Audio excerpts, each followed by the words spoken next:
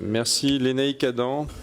Merci Monsieur le Président. Tout simplement pour dire que je soutiens pleinement la démarche des collègues.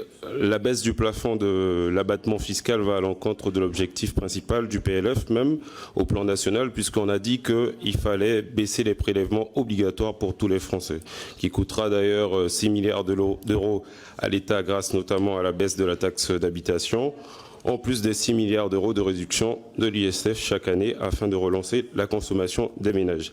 Cette mesure, en effet, apparaît injuste à l'égard de l'outre-mer. Ces effets récessifs sur une économie déjà sinistrée se répercuteront bien au-delà des 48 000 foyers fiscaux directement concernés par cette baisse. Dans le registre d'ailleurs des injustices, il convient de signaler que les entreprises individuelles d'outre-mer voient en 2018 leurs charges sociales augmenter de 30 millions d'euros, alors même que l'État vient de perdre 40 milliards d'euros de recettes pour alléger la fiscalité des entreprises. Dire aussi qu'il faut savoir que dans les DOM, seuls 20% des contribuables sont redevables de l'impôt sur le revenu.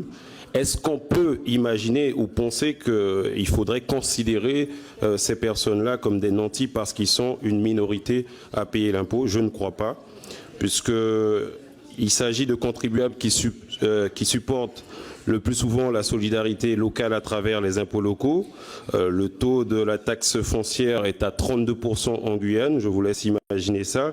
La solidarité locale de plus en plus sollicitée pour compenser le recul de la solidarité nationale avec la décentralisation, notamment sociale, qui plombe les budgets des collectivités locales et pressure les ménages, d'où la révolte sociale de 2009. Je veux dire et attirer l'attention de chacun, de tous les collègues.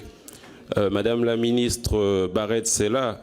Vous savez, en Guyane, en 2017, il y a eu des mouvements sociaux. Si ici, aucun des collègues ne seront présents, il faut savoir qu'il y aura forcément un membre du gouvernement. Donc il faut que chacun soit responsable dans ses décisions. Chacun doit être responsable aussi dans la détermination de l'égalité et de la solidarité. Marie-Christine Dalloz.